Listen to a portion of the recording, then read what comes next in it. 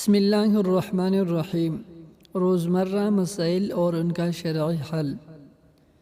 فجر کی نمازی جماعت طلوع آفتاب سے کتنے پہلے ہونی چاہیے اور اذان فجر جماعت سے کتنے پہلے ہونی چاہیے؟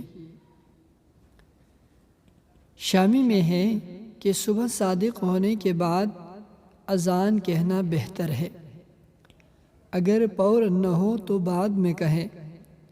الغرض تمام اوقات نماز اذان کا بھی وقت ہے، اور جماعتی فجر کے اسفار کے وقت ہونی چاہیے، یعنی جس وقت خوب روشنی ہو جائے۔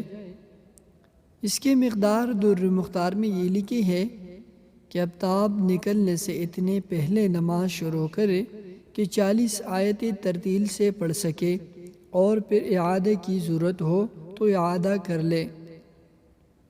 الغرض تقریباً آدھا گھنٹہ پہلے آفتاب نکلنے سے جماعت کرے۔ فتاوی دارالعلوم دیوبند، جلد نمبر 2، صفحہ نمبر 25۔